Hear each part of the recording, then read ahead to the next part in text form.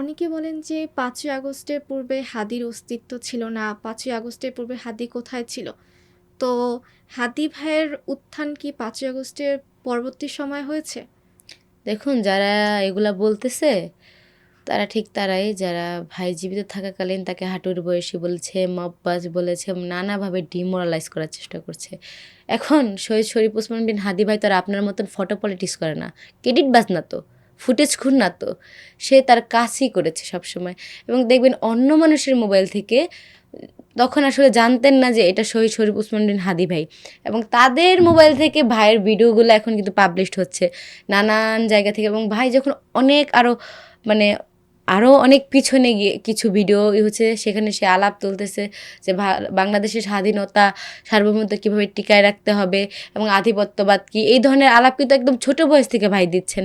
এবং আপনার শিক্ষা প্রতিষ্ঠানের ম্যানেজমেন্ট করে ফেলুন সম্পূর্ণ ডিজিটালাইজড। ব্যবহার করুন তালিমি ক্লাউড স্কুল বা মাদ্রাসা ম্যানেজমেন্ট সফটওয়্যার। সফটওয়্যারটি সম্পূর্ণ ফ্রি ট্রায়াল নিতে এখনই কিউআর কোড স্ক্যান করুন বা কমেন্টে দেওয়া লিঙ্কের ফর্মটি ফিল আপ করুন।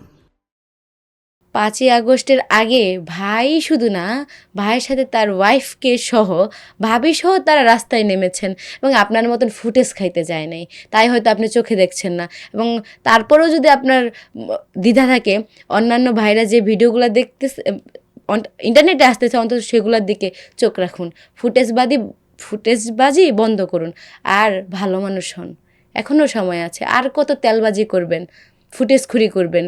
এবং শহীদ শরীফ ওসমান বিন হাদি ভাইয়ের মানুষরা যারা প্রশ্নবিদ্ধ করতে যায়, তারা সরাসরি বাংলাদেশের স্বাধীনতা সার্বভৌমত্বের পক্ষের শক্তি না, এবং বাংলাদেশের স্বাধীনতা সার্বভৌমত্বের জন্য হুমকি স্বরূপ বলে আমি মনে করি। হাদি ভাইয়ের হত্যার পর কি আপনাদের ইনকিলাব মঞ্চ এবং ইনকিলাব কালচার সেন্টারের কাজ কি বন্ধ হয়ে যাবে? না, কেন বন্ধ হবে? শহীদ শরীফ ওসমান ইবনে হাদি ভাই এইভাবেই তৈরি করেছিলেন যে ওনার যে সংগঠন, এটা জাবের ভাইয়েরও হবে না, এটা জুমারও হবে না, এটা শান্তারও হবে না, এমনকি এটা তার পরিবারেরও হবে না। সে এমনভাবেই তৈরি করে গেছে। এখন জাবের ভাইয়ের নেতৃত্বে সেটি পরিচালিত হচ্ছে। এটা বাংলাদেশের প্রত্যেকটা মানুষের সংগঠন। এটা কেন বন্ধ হবে? এটা বন্ধ হওয়ার কোনো জায়গা নেই। এবং আমাদের শহীদ শরীফ ওসমান হাদি ভাই জীবিত থাকাকালীনই বলে গেছেন যে উনি না থাকলে ওনার করণীয় কী। এবং আমাদের বারবার বলে গেছেন যে জাবের ভাইয়ের নেতৃত্ব যাতে আমরা শুনি, এবং জাবের ভাই কোনো কিছু করতে বললে সেটা যাতে আমরা মেনে নিই, এবং উনি কিছু না করলে সেটা থেকে বিরত থাকি। উনি আসলে জীবিত থাকাকালীনই, উনি যদি না থাকে সেই নেতৃত্ব কে দিবে সেটা আমাদের বলে গেছেন। এখানে তো আর কোনো কনফিউশন থাকার কোনো জায়গা নেই। এবং এটা যেহেতু কোনো ব্যক্তি না, পুরো বাংলাদেশের, তাই ইনকলাব মঞ্চের প্রাসঙ্গিকতা তো সবসময় থাকবে। বাংলাদেশের প্রাসঙ্গিকতার সাথে সাথে ইনকলাব মঞ্চের কালচারাল সেক্টরের প্রাসঙ্গিকতা থাকবে সেই সময় পর্যন্ত। এটা বন্ধ হওয়ার সুযোগ নেই। আপনারা ইনকিলাব মঞ্চের অগ্রগতি নিয়ে কি পরিকল্পনা করছেন? ইনকলাব মঞ্চের অগ্রগতি বলতে, যেহেতু আমরা এখন শহীদ শরীফ ওসমান হাদি ভাইয়ের যে ইনভেস্টিগেশনের যে চার্জশিট, মামলার চার্জশিট, সেটা জন্য আমরা একটু সময় নিয়েছি এবং আমরা এটা পড়ছি, এবং আইনজীবীদের সাথে কিন্তু এই নিয়ে আলোচনা করা হচ্ছে। এবং সেখানে কিছু ফাঁকফোকর আছে, সেটা নিয়ে আমাদের পক্ষ থেকে জানানো হয়েছে, এবং যাতে আরও ফার্দার ইনভেস্টিগেশন করা হয়। এই যে বিচারিক প্রক্রিয়া যাতে সুষ্ঠুভাবে হয়, এই বিষয়ে এখন আমাদের নজরদারি, এবং জাবের ভাই এটা নিজে দেখছেন। তার পাশাপাশিও চেষ্টা করছেন ইনকলাব মঞ্চের কার্যক্রমগুলো চালু করতে। এখানে প্রতিদিন মানুষ আসতেছেন, পড়াশোনা করতেছেন, এবং আমাদের দৈনন্দিন জীবনের সাথে সম্পৃক্ত যে কালচারাল জিনিসগুলা, সেই জিনিসগুলোও কিন্তু ক্রয় করতেছেন। তো একসাথে দুইটা এগিয়ে নেওয়া যাওয়া কঠিন হলেও, যেহেতু শরীফ ওসমান বিন হাদি ভাইয়ের উত্তরসূরি বা তার নেতৃত্ব সবচেয়ে কাছ থেকে যিনি দেখছেন আমাদের জাবের ভাই, উনি আসলে পারছেন, উনি চেষ্টা করছেন। তো দুইটা ব্যালেন্স করা কঠিন, কারণ দালালরা ভাইকে একদম ঘিরে ধরছে যাতে ওনাকে ডিমোরালাইজ করা যায়, যে ওসমান ভাই ভালো, জাবের ভাই ভালো না, এমন একটা আলাপ দেওয়ার চেষ্টা করতেছে। তো আমি তাদের সন্দেহের চোখে দেখি, যারা জাবের ভাইয়ের থেকে ওসমান ভাইরে বেশি ভালোবাসে। সব মিলায় চলতেছে। ইনশাল্লাহ কার্যক্রম আরও সামনে চলবে। আমাদের সাংগঠনিক কার্যক্রম আমরা সামনে চালিয়ে নিব। তবে ভাইয়ের বিচারটা হওয়ার পরপরই এই সাংগঠনিক আলাপগুলো আমরা দিতে চাচ্ছি। আমাদের এখন একটাই ফোকাস, সেটা হচ্ছে ভাইয়ের হত্যাকারীদেরকে বিচারের মুখোমুখি করা। জবি ক্যাম্পাসে ৫ই আগস্টের পূর্বের আপনার কীরকম অভিজ্ঞতা ছিল এবং ৫ই আগস্টের পরবর্তী সময়ে আপনার কি কি পরিবর্তন আপনার ক্যাম্পাসে এসেছে? দেখুন, 5ই আগস্টের আগে প্রত্যেকটি ক্যাম্পাসে কিন্তু ছিল একটা অরাজক অবস্থা। সেখানে বাক স্বাধীনতা ছিল না, নিরাপত্তা ছিল না। আপনি কারো মতের বাইরে গেলেই আপনাকে এনি হাউ ট্যাগিং দিয়ে জামা শিবির বলে ডিহিউম্যানাইজ করা হবে। এবং আমার ক্ষেত্রে যেটা হয়েছে, আম আমাকে ২-৩টা প্রোগ্রামে থাকতে বাধ্য করা হয়েছে এবং আমি সেই প্রোগ্রামে থেকে নিজেকে সরানোর জন্য আমাকে লুকায়ে পড়তে হয়েছে।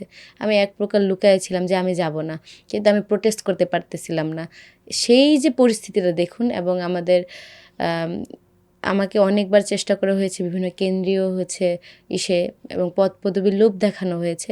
কিন্তু আমার তো এগুলো চাই না। আমার চাই বাক স্বাধীনতা, নিরাপত্তা। এবং আমি সেই সময় একটা জুলুমের শিকার আসলে। যে আমি যে জিনিস চাই না, সেই জিনিস আমাকে জোর করে বাধ্য করা হয়েছে। আমরা কিন্তু সেই সময় রাজনৈতিক অবস্থা সম্পর্কে সবাই জানি। তো আমিও সেই সময় আসলে একজন জুলুমের শিকার একজন মানুষ। এবং সেই সময় আরেকটি ঘটনা ঘটেছে, আমাদের খাদিজাতুল কুবরা আপু, উনি কিন্তু প্রায় ১৪ মাস আইসিটি মামলায় জেল খেটেছেন। শুধু যে মানে আমাদের ক্যাম্পাস নারী পুরুষ উভয় শিক্ষার্থীদের জন্য অনিরাপদ হয়ে গিয়েছিল এবং এখানে কারো বাক স্বাধীনতা ছিল না, নিরাপত্তা ছিল না এবং শিক্ষার্থীর স্বার্থ বলে কিছু ছিল না। প্রশাসনও ছিল কিন্তু ক্ষমতা ভিত্তিক, লেজুর ভিত্তিক যে প্রশাসন, যে দল যা বলছে তাই। শিক্ষার্থীদের স্বার্থে আসলে কেউই তখন আগায় আসেনি। সময়টা খুব কঠিন ছিল। তো আল্লাহ ৫ আগস্টের দিনটা এনেছেন বলে আজকের দিনগুলো এত সুন্দর, আলহামদুলিল্লাহ। এবং আমরা যারা জুলুমের শিকার হয়েছিলাম, আজকে আমরা কথা বলতে পারছি, বাক স্বাধীনতা প্রয়োগ করতে পারছি। এজন্য মহান রব্বুল আলামিনের কাছে অসংখ্য কৃতজ্ঞতা। ৫ই আগস্টের পরবর্তী সময়ে ক্যাম্পাসগুলোতে লেজুর ভিত্তিক রাজনীতি বন্ধ হয়ে যায়। তো আপনি তো যোগসুর নির্বাচিত প্রতিনিধি। তো কোনোভাবে কি আপনি লেজুর ভিত্তিক রাজনীতিকে সাপোর্ট করবেন কিনা? এটা তো প্রশ্নই ওঠে না। রাজনীতি, ছাত্র রাজনীতি হোক বা জাতীয় রাজনীতি, সেটা ছাত্র রাজনীতি হলে হবে শিক্ষার্থীদের পক্ষে এবং জাতীয় রাজনীতি হলে সেটা নাগরিকদের পক্ষে।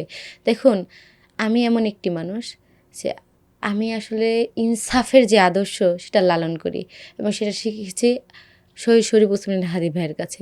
এবং এই ইনসাফের সাথে যে থাকবে আমি তার সাথে থাকব। এবং আমার যদি মনে হয় পরক্ষণে সেই বেইনসাফ করছে, আমি তার বিরুদ্ধে একা হলেও দাঁড়াবো। আর শত্রুর সাথেও ইনসাফ করব। এবং লেজুর ভিত্তিক যে রাজনীতি, আমি যেমন শিবিরের প্যানেলে আমি গিয়েছি বলে তাদের আদর্শ আর আমার আদর্শ যে বৈচিত্র্যতা, এটা তারা মেনে নিয়েছে বলেই কিন্তু গিয়েছি। এই যে বৈচিত্র্যতা তো থাকবে, কিন্তু আমাকে কারো রাজনৈতিক এজেন্ডা বাস্তবায়ন করতে হবে না, তাদের দলীয় মতামত আমার উপর চাপাই দিবে না। এই বিষয়গুলোর নিরাপত্তা পেয়েছিলাম বলে, এই বিষয়গুলো আমাকে কনফার্ম করেছিল বলে যে আপনি আপনার স্বাধীনতা এই আশ্বাস আমাকে দেওয়া হয়েছে এবং সেই আশ্বাস আলহামদুলিল্লাহ এখন পর্যন্ত বজায় রেখেছেন ওনারা। এবং আমার মনে এবং ভবিষ্যতে যদি কেউ এটা চেষ্টা করে আমার দ্বারা তাদের দলীয় এজেন্ডা বাস্তবায়ন করবে, এটা আসলে সম্ভব নয়, সেটা যেই হোক। এখন শিবির প্যানেলে আমি সেই আস্থা পেয়েছি বলে আমি এই প্যানেলে ছিলাম এবং প্যানেলভুক্ত হওয়ার কারণে যে আমি পুরো এখন প্যানেল যদি আবার শিক্ষার্থীদের স্বার্থেই কাজ করে, স্বাভাবিকভাবে আমি তো শিক্ষার্থীদের স্বার্থেই আমি কাজ করতে চাই। তো স্বাভাবিকভাবে তাদের কাছে আমার কাজ বনে যাবে।